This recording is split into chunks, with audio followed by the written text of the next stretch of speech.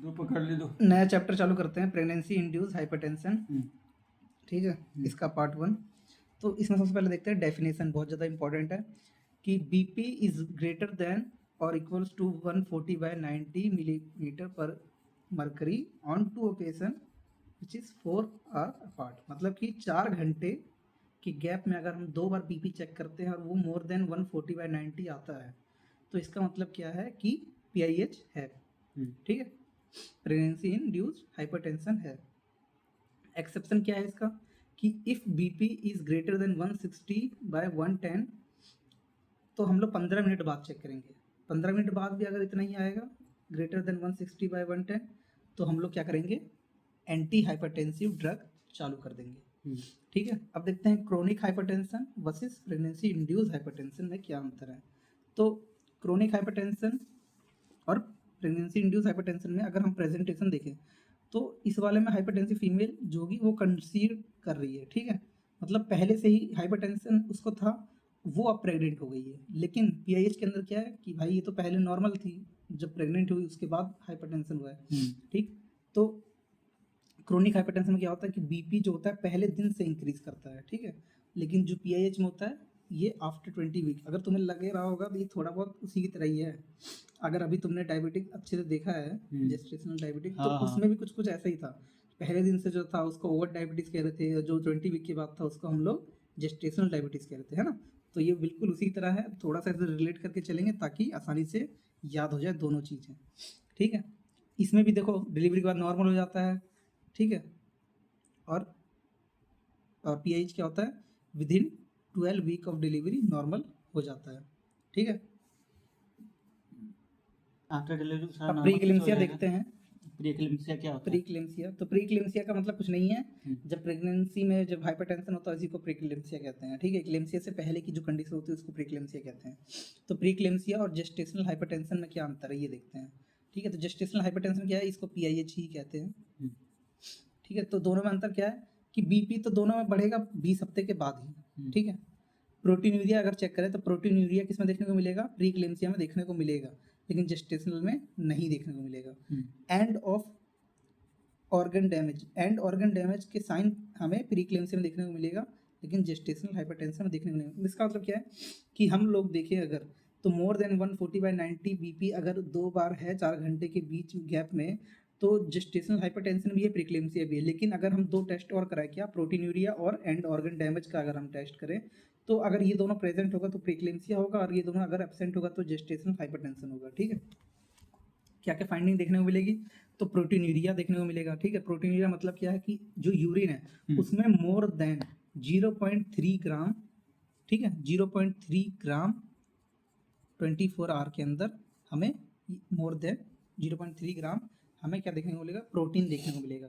इसी को यहाँ पे यूरिन में मोर देन 300 मिलीग्राम मिल रखा है। तो चाहे वो ऐसे दे चाहे ऐसे दे, पेपर में ऐसे ही बह सकता है। ठीक है, तो मिलीग्राम और ग्राम में अंतर पता होना चाहिए। प्रोटीन बाय क्रिएटिनिन का जो रेशियो है वो मोर देन 0.3 है यूरिन के अंदर। ठीक है, तो मैंने इसीलिए यहाँ पे 0.3 लिखा है ताकि आपको ये दोनों एक साथ याद हो जाए। यहाँ 0.3 है, यहाँ पे भी 0.3 है, यहाँ ग्राम में है। ठीक है, यहाँ 300 मिलीग्राम में है, और यहाँ पे रेशियो है तो सिर्फ 0.3 है। ठीक है, तो ये तो याद हो जाए इसीलिए ऐसा लिखा। Urine dipstick test protein check करने के लिए करता है, अगर ये मोर देन या इक्वल्स टू +1 है, या फिर मैंने बोला था इसको मोर देन +2। ठीक है, सॉरी, हाँ, देखो इसका मतलब क्या है, एक भी हो सकता है, तो यहाँ पे मैं लिख सकता हूँ 0, मतलब कि 0 से ऊपर, तो 0 से ऊपर 1 2, ठीक है, कुछ भी।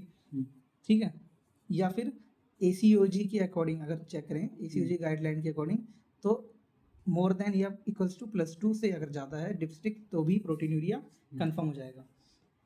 अब देखते हैं and organ damage. And organ damage अगर हो रहा है तो कैसे पता चलेगा, तो जैसे मान लो लीवर की बात हो जाएगी, है ना, तो लीवर एंजाइम जो होंगे ना बढ़ जाएंगे, SGOT SGPT क्या होंगे, मोर देन 2 टाइम्स हो जाएंगे। ठीक है, प्लेटलेट काउंट 1 लाख से अगर कम हो जाएगा।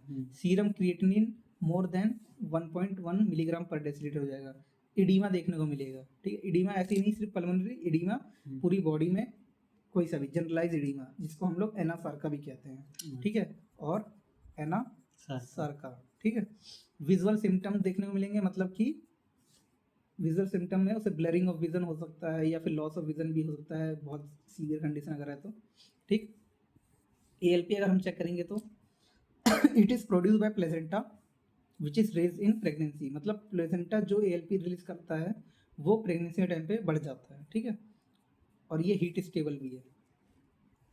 एंटीनेटल विजिट एंड PIH, जब हम विजिट करते हैं, ANC विजिट करते हैं, तो उस टाइम पे हम लोग BP चेक करेंगे, और BP अगर मोर देन 140/90 है तो हम लोग दोबारा 4 घंटे बाद चेक करेंगे, और अगर दोबारा 4 घंटे बाद चेक करने पे, ठीक है, चेक करेंगे, और फिर या फिर स्क्रीनिंग टेस्ट करेंगे।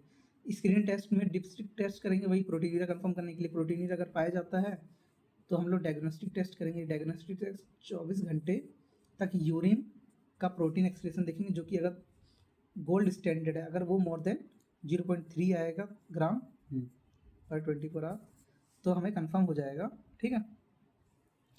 प्रोटीन कंफर्म हो जाएगा। Chronic hypertension with super impose pre-eclampsia, ये क्या होता है, ये नई टर्म। तो chronic hypertension with super impose pre-eclampsia मतलब कि हाइपरटेंशन को पहले से था, ठीक है, और प्रीक्लेम्सिया वाला फीचर देखने को मिल रहा है। तो हाइपरटेंसिव वो पहले से है, कंसीव हुई है 20 हफ्ते पे, जब हमने अचानक से चेक किया, ठीक है, तो हमें क्या देखने को मिल रहा है, BP अनकंट्रोल्ड है, या फिर हमें प्रोटीनिया देखने को मिल रहा है, या फिर हमें एंड ऑर्गन डैमेज देखने को मिल रहा है। तो ये दोनों किसके किसके फीचर्स हैं, किसके, प्रीक्लेम्सिया के फीचर्स थे। तो प्रीक्लेम्सिया वाले फीचर देखने को मिल रहे हैं, और साथ में उसको पहले से ही हाइपरटेंशन था, लेकिन गलती से हमने 20 वीक में भी चेक किया, वहाँ पे भी था, और अनकंट्रोल BP था।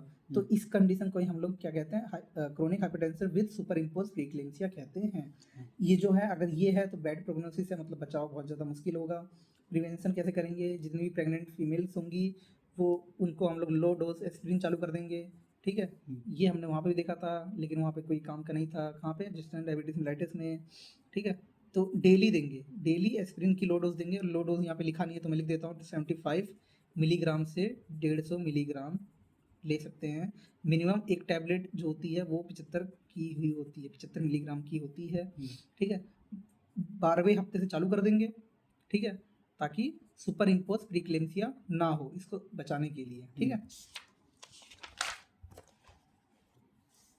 माइल्ड वर्सेस सीवियर प्रीक्लेम्सिया की बात कर लेते हैं। हमने प्रीक्लेम्सिया देख ली है इतनी बार कि प्रोटीनूरिया एंड ऑर्गन डैमेज है तो प्रीक्लेम्सिया है, लेकिन अगर ये माइल्ड है और सीवियर है तो क्या अंतर होंगे। तो BP की अगर बात करें तो BP मोर देन 140 है तभी वो प्रीक्लेम्सिया है, लेकिन लेस देन 160 है तो भी, है ना। तो अगर मोर देन 160 हो जाएगा तो सीवियर है। साइन देखते हैं एंड ऑर्गन डैमेज के, ये अगर प्रेजेंट हैं तो ये फिर कहाँ पर प्रेजेंट होंगे, सीवियर में। सिम्टम अगर इम्पेंडिंग एकुलेशन देखने को मिल रहे हैं तो ये भी कहाँ प्रेजेंट होंगे, सीवियर में, ठीक है। तो इससे हमें पता चलेगा सीवियर और माइल्ड में अंतर। कॉम्प्लिकेशन ऑफ सीवियर प्रीक्लेम्सिया क्या है, तो कॉम्प्लिकेशन क्या क्या है, जैसे कि क्लेम्सिया हो सकता है इसके बाद, या फिर हेल्थ सिंड्रोम भी देखने को मिल सकता है। हेल्थ सिंड्रोम क्या था बताइए, नहीं पता है, चलो हम बताते हैं। हीमोलाइसिस मतलब कि बहुत ज़्यादा हीमोलाइसिस होना, मतलब कि बहुत ज़्यादा RBC का ब्रेकडाउन होना। EL का मतलब क्या है, एलिवेटेड इन लीवर एंजाइम्स, और LP का मतलब क्या है, लो इन प्लेटलेट काउंट, ठीक है। तो ये हेल्थ सिंड्रोम है जो कि मोर देन 50% केसेस में देखने को मिलता है अगर पहले से प्रीक्लेम्सिया है तो, ठीक है। इन ऑल PE के पेशेंट, मतलब जितने भी प्रीक्लेम्सिया के पेशेंट्स हैं उनको हम लोग एडमिट करेंगे, 3 इन्वेस्टिगेशन करेंगे। क्या इन्वेस्टिगेशन करेंगे, LFT कराएंगे, लीवर फंक्शन टेस्ट कराएंगे, क्रिएटिनिन का लेवल अगर मोर देन 1.1 हो जाता है तो दिक्कत है, ठीक है, और साथ में प्लेटलेट काउंट चेक कराएंगे, ठीक है। अब इसके बाद नॉन डिफरेंशिएटिंग फीचर क्या है कि जिससे हम लोग डिफरेंशिएट ना कर पाएँ माइल्ड को और सीवियर को, तो उसमें क्या है, प्रोटीनूरिया। सबसे पहले प्रोटीनूरिया मतलब कि प्रोटीनूरिया एक ऐसी चीज़ है, ऐसा नहीं है कि इससे हम लोग कंफर्म कर पाएंगे कि क्या उसको माइल्ड है, क्या उसको सीवियर है, हमें नहीं पता चलेगा। ओलिगोयूरिया मतलब कि जो किडनी है वो सही से फिल्टर नहीं कर पा रही है, तो GFR क्या हो गया, ग्लोमेरुलर फिल्ट्रेशन रेट कम हो गया है, मतलब ओलिगोयूरिया मतलब कम से कम यूरिनेशन हो रहा है, ठीक है, यूरिन कम कर पा रहा है, पेशाब कम आ रहा है। तो इससे भी हमें कंफर्म नहीं पता चलेगा कि वो माइल्ड है कि सीवियर है। IUGR मतलब वही बच्चे का ब्लड वॉल्यूम कम हो गया है, तो बच्चा क्या हो गया है, उसकी ग्रोथ क्या हो गई, रुक गई है, ग्रोथ रुक गई है, तो इससे भी हमें पता नहीं चलता कि उसको माइल्ड है या सीवियर है, ठीक है, कुछ पता नहीं चलेगा हमें। पैथोलॉजिकल एडिमा, पैथोलॉजिकल एडिमा क्या है, मतलब किसी बीमारी की वजह से, हमने पहले देख रखा है एडिमा किस किस वजह से, थायराइड की प्रॉब्लम में देखने को मिल सकता है, हार्ट प्रॉब्लम में देखने को मिल सकता है, लीवर प्रॉब्लम में देखने को मिल सकता है। तो हमें इसीलिए अगर पैथोलॉजिकल एडिमा है तो हमें पता नहीं चलेगा कि भाई इसको इक्लेम्सिया है कि नहीं है, क्योंकि यहाँ पे जो एडिमा देखने को मिलता है वो भी एडिमा है, वो भी एडिमा है, दोनों एडिमा में कोई खास अंतर पता नहीं चलता। तो इससे भी हमें पता नहीं चलेगा वो माइल्ड है कि सीवियर प्रीक्लेम्सिया है, which is not subside by rest. देखो एडिमा जैसे होते हैं फिजियोलॉजिकल पैथोलॉजिकल, दो एडिमा होते हैं। अगर रेस्ट करने पे एडीमा खत्म हो जाता है, तो फिजियोलॉजिकल एडीमा होता है जो कि हीमोडायलिसिस की वजह से होता था, ठीक है। मतलब प्रोटीन की एक्सक्रीशन ज़्यादा हो गई है उस टाइम पे, तो प्रोटीन जब ज़्यादा एक्सक्रीट हो जाएगा तो ऑनकोडिक प्रेशर कम हो जाएगा, ऑनकोडिक प्रेशर कम होने के बाद जो इंटरस्टिशियल स्पेस होता है वहाँ पे क्या हो जाएगा, फ्लूइड ज़्यादा बढ़ जाएगा, फ्लूइड ज़्यादा बढ़ जाएगा तो डिपेंडेंट पार्ट के अंदर हमें एडीमा देखने को मिलता है, जो कि होता है फिजियोलॉजिकल एडीमा, जो कि रेस्ट करने पे खत्म हो जाता है, ठीक है। नहीं खत्म हो रहा तो पैथोलॉजिकल एडीमा, ये हमने पहले भी देखा हुआ है, तुमको याद आ रहा होगा। Seen in both dependent and non dependent body parts, ये पैथोलॉजिकल एडीमा की खासियत है कि दोनों जगह पाया जाता है, चाहे डिपेंडेंट हो चाहे नॉन डिपेंडेंट। नॉन डिपेंडेंट जैसे कि हमारी आंखों के आसपास दिखे, फेस पे दिखे, मतलब हमारे आर्म पे दिखे, तो ये डिपेंडेंट नॉन डिपेंडेंट दोनों पार्ट पे। डिपेंडेंट मतलब कि सिर्फ और सिर्फ पैरों में दिख रहा है, ठीक है, तो डिपेंडेंट पार्ट मतलब ग्रेविटेशन की वजह से। साइन और सिम्टम की बात करें इम्पेंडिंग इक्लिम्सिया, तो क्या क्या साइन सिम्टम होंगे, तो सीवियर अगर हेडेक हो रहा है, सीवियर हेडेक हो रहा है तो ये भी सिम्टम है, ठीक है, जो कि नोट कोई भी मेडिसिन हम लेते हैं हेडेक में, जैसे पीसीएम उससे ठीक हो जा रहा है, ठीक है, नहीं ठीक हो रहा है तो सीवियर हेडेक है। सीवियर हेडेक है तो मतलब कि क्लिम्सिया वाले भी हेडेक है।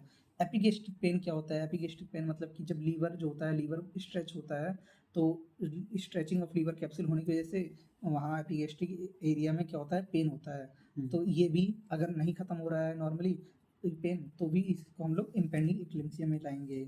उसके बाद विजुअल सिम्टम जो कि हम बार बार देख रहे थे, तो विजुअल सिम्टम में डिप्लोपिया देखने को मिलेगा, ब्लरिंग ऑफ विजन देखने को मिलेगा। स्कोटोमा, स्कोटोमा आपको पता होगा कि बीच में थोड़ा सा ब्लैक ब्लैक दिखता है, बाकी आसपास में हमें सब साफ क्लियर दिख रहा होता है, तो ये स्कोटोमा कहते हैं। ब्लाइंडनेस मतलब ब्लाइंड ही हो गया है, बहुत ज़्यादा सीवियर कंडीशन में अगर देखने को मिलेगा हमें, इसीलिए हम लोग क्या करेंगे, फंडल एग्जामिनेशन करेंगे बार बार।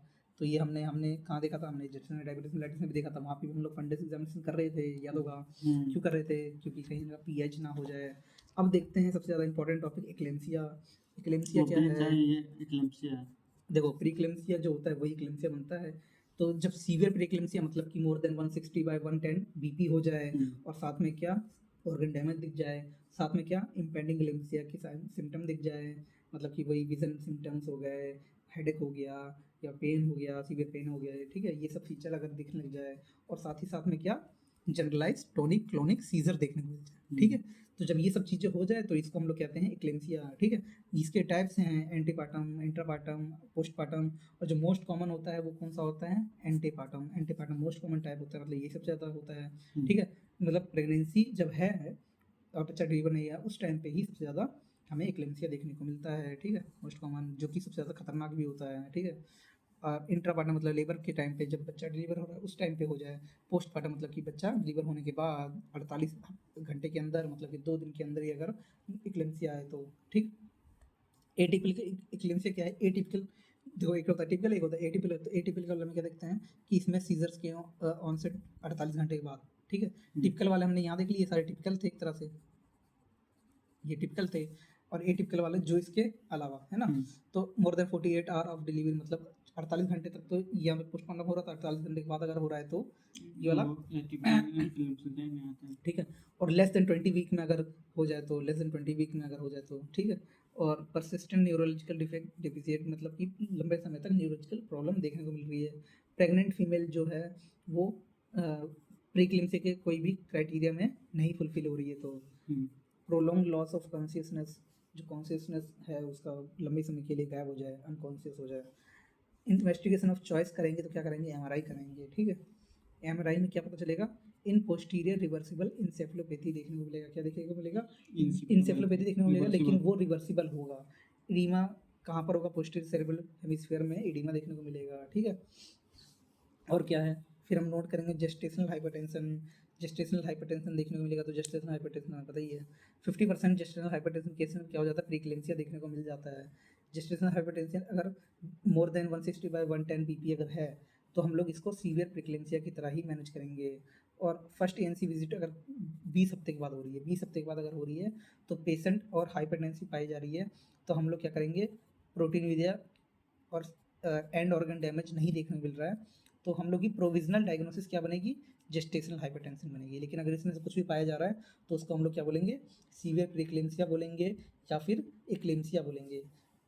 Reach after 12 week of delivery, मतलब जब डिलीवरी हो गई उसके बाद हम लोग 12 हफ्ते में दोबारा चेक करेंगे बीपी को। अगर बीपी नॉर्मल है तो अच्छी बात है कि जेस्टेशनल हाइपरटेंशन ही था, इसीलिए 12 हफ्ते बाद ख़त्म हो गया है। लेकिन अगर रहता है तो उसका मतलब क्या है कि उसको पहले से ही वो था हाइपरटेंशन था, तो क्रोनिक हाइपरटेंशन, ये बिल्कुल कुछ कुछ उसी की तरह चल रहा है, डायबिटीज़ की तरह ही। अब देखते हैं हम लोग दूसरा पार्ट इसका।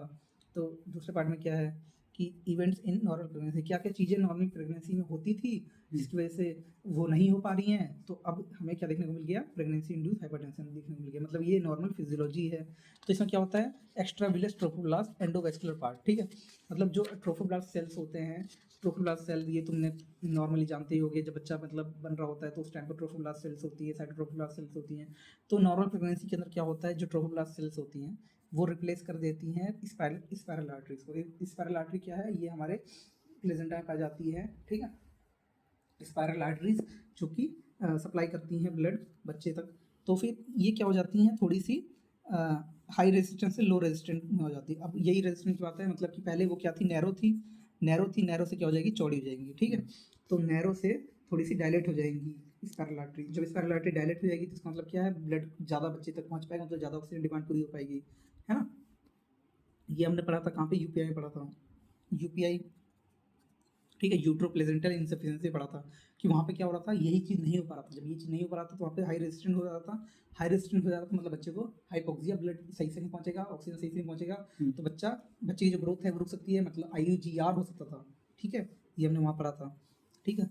तो ये वैसे जो अभी हम नॉर्मल पढ़ रहे हैं तो नॉर्मल बात है। तो नॉर्मल के अंदर क्या है, ट्रोफोब्लास्टिक इन्वेजन देखने को मिलता है। ट्रोफोब्लास्टिक मतलब इन्वेड करते हैं, ठीक है। इन्वेड मतलब ट्रोफोब्लास्ट सेल्स जो है, ये देखो ये रहा, ठीक है। ट्रोफोब्लास्ट सेल्स आ रही हैं धीरे धीरे घुस रही हैं, तो इसके कारण क्या हो रही है, जो स्पाइरल आर्टरी वो थोड़ी धीरे धीरे चौड़ी हो जाएगी, ठीक है। तो चौड़ी हो जाएंगी तो ये मतलब ज़्यादा जगह मिल जाएगी और आसानी से ब्लड फ्लो हो जाएगा, ठीक है।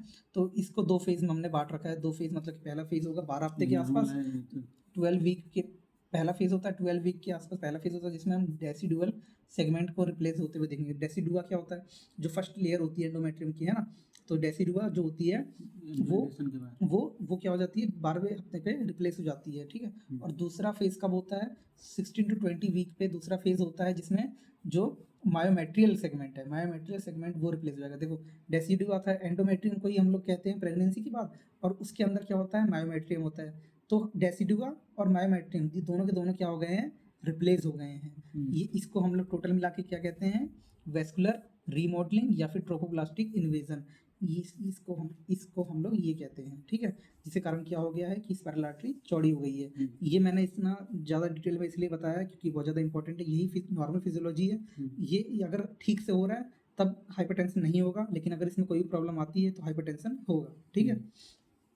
और कौन से सेल्स काम कराते हैं, तो जो मैटरनल नेचुरल किलर सेल्स, क्या मैटरनल नेचुरल किलर सेल्स जो होते हैं, ये इसमें बहुत ज़्यादा बड़ा रोल निभाती है रीमॉडलिंग होने में, ठीक है। तो पैथोफिजियोलॉजी, अब देखते हैं कि क्या पैथोफिजियोलॉजी है, क्या दिक्कत है। तो इनकम्प्लीट ट्रोफोब्लास्टिक इन्वेजन, मतलब ये जो ट्रोफोब्लास्टिक इन्वेजन हो रहा था ये अगर ना हो पाए या पूरी तरीके से ना हो पाए, सेकंड फेज इनकम्प्लीट रह जाए, मतलब मायोमेट्रियल का रिप्लेसमेंट ना हो पाए, ठीक है। मतलब चालू तो हुआ लेकिन आगे नहीं हो पा रहा है ना।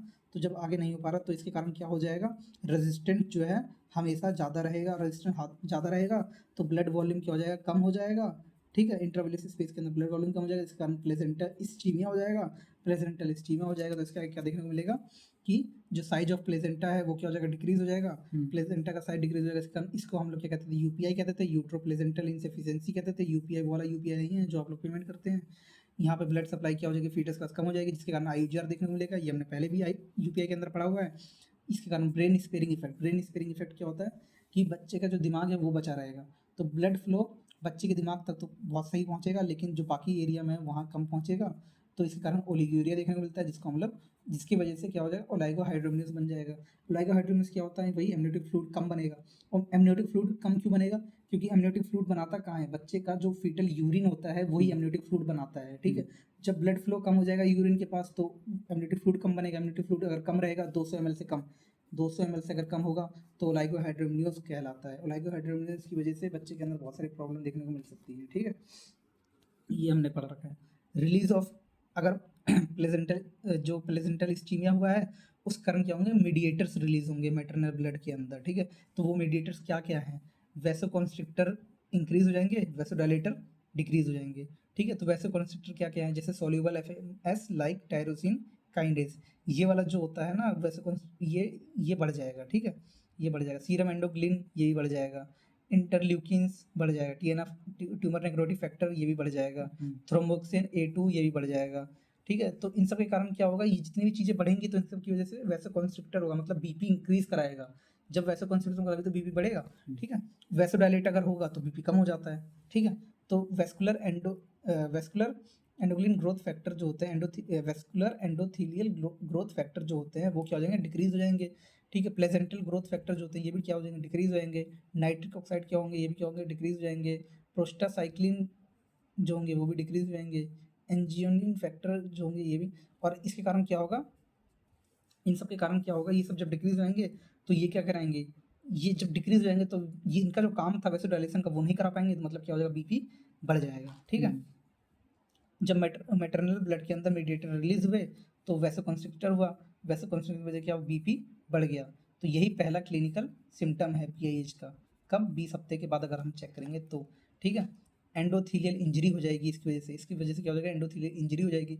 और जब इंजरी होती है तो क्या होगा, जो कैपिलरीज है वो बहुत ज़्यादा लीकी हो जाएंगे, मतलब कि कैपिलरीज से आसानी से कोई भी चीज़ इधर से उधर चला जाएगा। जैसे मान लो ये है, यहाँ पे लीकेज हो गई तो यहाँ से कोई भी चीज़ बाहर चली जाएगी, जिसके कारण क्या होने मिलेगा, फ्लूड एक्यूमुलेट होगा थर्ड स्पेस में। थर्ड स्पेस में फ्लूड जब एक्यूमुलेट होगा इसी को हम लोग पैथोलॉजिकल एडिमा कहते हैं, ये हमने पहले भी देखा। या फिर अगर स्टमक एरिया में, पेरिटोनियम एरिया में इकट्ठा होता है, एसाइटिस बोलेंगे। ठीक है, अगर वेसल्स की बात करें तो वेसल्स के अंदर क्या क्या चेंज होगा, तो वेसल्स के अंदर हीमो कंसनट्रेशन होगा, मतलब कि जब यहाँ से क्या फ्लूड लीकेज हो जा रहा है तो प्लाज्मा लेवल कम हो गया, प्लाज्मा लेवल जब कम हो गया तो अंदर जो सेल्स हैं वो ज़्यादा बढ़ जाएंगे। जब वही चीज़ है कि चीनी अगर ज़्यादा हो जाएगी तो कंसंट्रेशन ज़्यादा हो जाएगा, तो यहाँ पे क्या हो गया, हीमो कंसंट्रेशन हो गया है। ठीक है, अब इसके कारण 3 चीज़ें होती हैं जिसको हम लोग विर्चुअस स्ट्राइड कहते हैं, कि ब्लड का स्टेसिस होना, ब्लड रुक जाना, और प्लेटलेट का एग्रीगेशन होना, प्लेटलेट मतलब इकट्ठा होना, और एंडोथीलियल की इंजरी होना। ये तीनों चीज़ विर्चुअल स्ट्राइड कहलाती है। ठीक है, विर्चुअल स्ट्राइड ये हमने पैथोलॉजी में पढ़ रखा है। इसके कारण क्या होगा कि थ्रोम्बोसिस होगा। थ्रोम्बोसिस क्या होता है, फिर इसके आगे जैसे डीप वीनस थ्रोम्बोसिस है ना, अलग अलग बीमारी हो सकती है, तो ये प्रॉब्लम करती है। ये मैटरनल मोर्टेलिटी में बहुत हाई रिस्क चीज़ है। ठीक है, एंड ऑर्गन डैमेज हो सकते हैं, मल्टीपल ऑर्गन फेलियर हो सकता है। ठीक है, मेन फैक्टर क्या है, तो जो मैं देखा कि ये सारी चीज़ें जो दिक्कतें हैं कहाँ से चालू हुई, प्लेजेंटा से ही हुई। तो सभी चीज़ का जो कारण है वो प्लेजेंटा ही, अगर प्लेजेंटा ठीक कर दिया जाए तो सब कुछ ठीक हो जाएगा, मतलब है ना। Foetus molar independent of foetus, मतलब मोलर प्रेगनेंसी। अगर मोलर प्रेगनेंसी की बात करें तो वहाँ पे मोलर प्रेगनेंसी में क्या होता है कि मतलब उसके अंदर तो बच्चा ही मतलब सही से डेवलप नहीं होता है ना, तो वहाँ पे तो मतलब अलग बात है। डेफिनेटिव ट्रीटमेंट क्या है, definitive treatment termination of pregnancy. अगर ऐसी कंडीशन हाई रिस्क प्रेगनेंसी कहलाती है जिसके अंदर हम सबसे बेस्ट ट्रीटमेंट तो टर्मिनेशन ऑफ प्रेगनेंसी ही करा सकते हैं। लेकिन फर्स्ट ऑर्गन इन्वॉल्व क्या है PIH में, तो हमने देख लिया, फर्स्ट ऑर्गन इन्वॉल्व है प्लेजेंटा। ठीक है, किडनी। ठीक है, किडनी, जैसे कि किडनी के पास क्या था, ब्लड फ्लो कम हो गया था। जब किडनी के पास ब्लड फ्लो कम हो गया तो क्या हुआ, ग्लोमेरुलर एंडोथेलियोसिस हुई, मतलब कि इंजरी हुई। ठीक है, और बीपी कम हो रखा है तो ब्लड सप्लाई है वो किडनी के पास कम हो गया है। ठीक है, कम हो गया तो इस कारण ओलिगोरिया देखने को मिल रहा है, और ग्रो जो हो गई GFR क्या हो गया, कम हो गया, मतलब ग्लोमेरुलर फिल्ट्रेशन रेट कम हो गया है। और क्या, जो फिल्टरिंग कैपेसिटी है किडनी की वो भी क्या हो गई है, कम हो गई है। इस कारण क्या हो गया, जो जितनी भी चीज़ें वो सब बाहर हो जाएंगी, एक्सक्रीट आउट हो जाएंगी। तो यूरिया बढ़ जाएगा, यूरिक एसिड बढ़ जाएगा, क्रिएटिनिन बढ़ जाएगा, कितना, 1.1 से ज़्यादा क्रिएटिनिन, है ना, मिलीग्राम पर डेसीलीटर, है ना।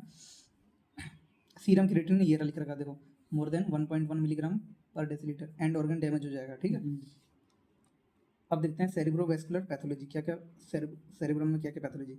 तो लीकी कैपिलरीज बन गई थी क्योंकि एंडोथीलियल की क्या हो गई, वो हो गई थी, है ना, एंडोथीलियल इंजरी हो गई थी, उसकी वजह से लीकी कैपिलरीज हो गई थी। तो ब्रेन में क्या हो जाएगा, ब्रेन में क्या हो जाएगा, एडिमा हो जाएगा, सेरिब्रल एडिमा। और क्या हो जाएगा, इसके कारण हाइपोक्सिया हो जाएगा। ठीक है, तो जब हाइपोक्सिया होगा तो एक्साइटेटरी न्यूरोट्रांसमीटर रिलीज होंगे, और ये ही कराते हैं एक्लेम्सिया। देखो ये इसके लिए यहाँ पे मेन चीज़ था। ठीक है, एक्लेम्सिया कौन करा रहे हैं, जब हाइपोक्सिया हुआ तो हाइपोक्सिया की वजह से ट्रांसमीटर रिलीज हुआ, यही एक्लेम्सिया कन्वर्जन कराने के पीछे हाथ होता है इन्हीं का। Loss of cerebral auto regulation, जो सेरेब्रल अपना रेगुलेशन नहीं कर पा रही सही से, तो हाइपर परफ्यूजन हो गया है सेरेब्रल का। थ्रोबिंग और सीवियर हेडेक देखने मिलता है, जो कि नॉर्मल मेडिकेशन से ठीक नहीं होता है, नॉर्मल मेडिकेशन से ठीक नहीं होता है, नो ट्रीटमेंट, ठीक है। कोई ट्रीटमेंट नहीं हो पाता है नॉर्मल मेडिकेशन से।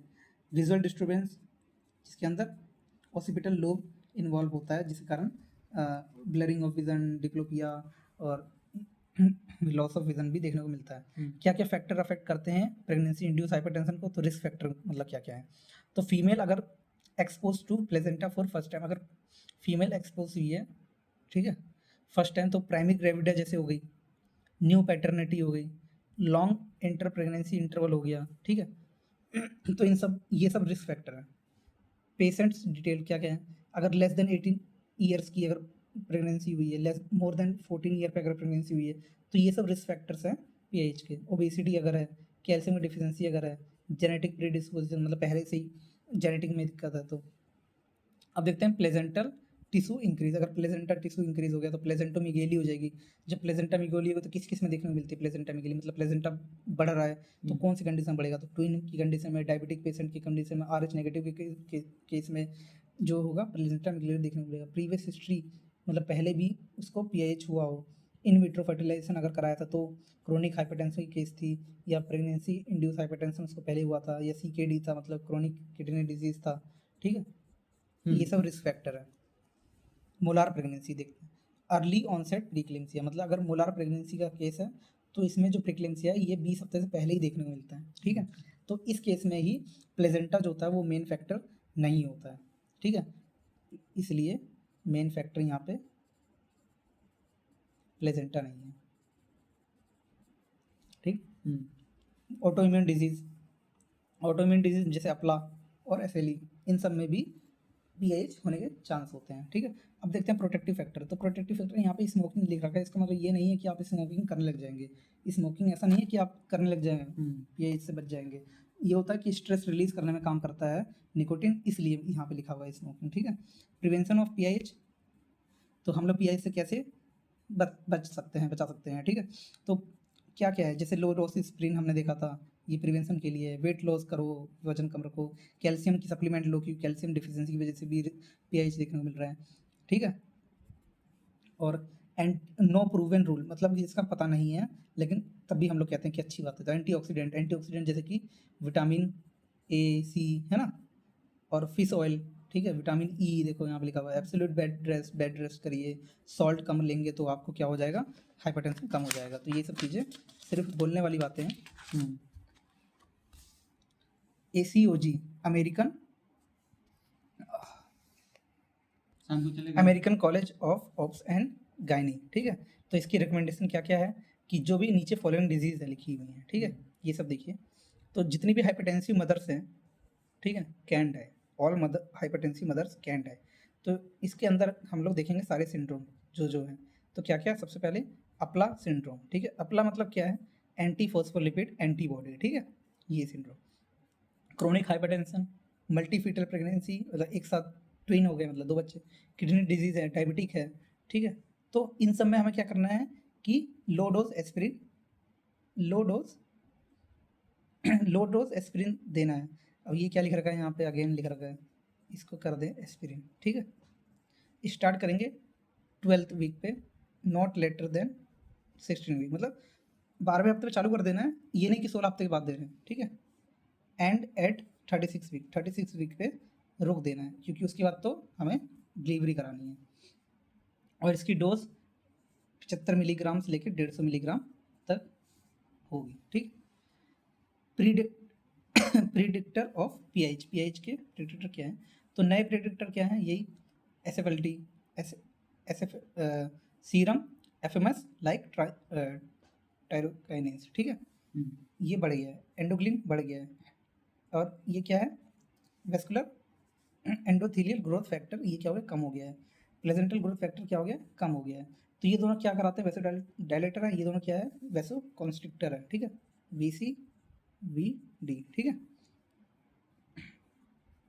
ये सबसे बेस्ट है एसेबिलिटी, ठीक। और आउटडेटेड प्रेडिक्टर पहले क्या था, giant roll over test, angiotensin 2 challenge test, ठीक है। अदर में क्या है, आर्टरी डोपलर, ठीक। यूट्राइन आर्टरी डोपलर में क्या है कि नॉर्मल प्रेग्नेंट फीमेल जो होती है, ठीक है, डायस्टोलिक नोच प्रेजेंट होती है। देखो वही मैंने बताया था, अब अच्छे से देख लो इधर यहाँ पे, ये मैंने पहले ही बता रखा था कि ये होता है डॉपलर टेस्ट। देखो यहाँ पे डायस्टोलिक नोच देखने को मिलती है, ठीक है, ये देखो यहाँ पे मिल रही है, यहाँ पे मिल रही है, ठीक है। ये डायस्टोलिक नोच नॉर्मल प्रेगनेंसी में प्रेजेंट होती है, ठीक है। तो इसका मतलब क्या है कि पेरिफेरल वैस्कुलर रेजिस्टेंस जो है वो कम है, मतलब ब्लड फ्लो सही हो रहा है, ठीक है। लेकिन नॉच डिसअपियर करेगी कब? अपने आप 20 टू 22 वीक के बीच में अपने आप डिसअपियर करेगी, ठीक। पीआईएच और यूरिनरी यूट्राइन आर्टरी डॉपलर में क्या क्या है कि डायस्टोलिक नोच परसिस्ट कर रही है, ठीक है, तो दिक्कत वाली बात है, तो पीआईएच होने के चांस है। पल्सेटिलिटी इंडेक्स इंक्रीज कर गया है तो दिक्कत वाली बात है। रेजिस्टेंट इंडेक्स इंक्रीज कर गया तो दिक्कत वाली बात है, ठीक है। और पीरियड ऑफ जेस्टेशन क्या कि पीएच का प्रेडिक्ट करेंगे हम लोग 22 से 24 वीक में, हम लोग पीरियड ऑफ जेस्टेशन पर अगर हम लोग चेक करेंगे तो पीएच प्रेडिक्ट कर सकते हैं इससे, यूट्राइन आर्टरी डॉपलर से। और कब अर्ली ऑनसेट प्रीक्लेम्सिया भी हम लोग चेक करना चाहे तो 11 से 13 वीक पे चेक कर सकते हैं, जिसमें हम लोग देखेंगे पल्सेटिलिटी इंडेक्स और रेजिस्टेंट इंडेक्स को हम लोग चेक करेंगे। तो इससे हम लोग कंफर्म कर सकते हैं कि इसको प्रीक्लेम्सिया आगे पहले होने का चांस है कि नहीं होने का चांस है, ठीक है। प्रिडिक्टर्स हैं ये लोग, इसके अकॉर्डिंग हमें पता चलेगा कि ये आगे हो सकता है कि नहीं हो सकता है प्रीक्लेम्सिया, ठीक है। तो ये चैप्टर अभी यहाँ पे पहला पार्ट खत्म होगा, दूसरा पार्ट बाद में डालते हैं।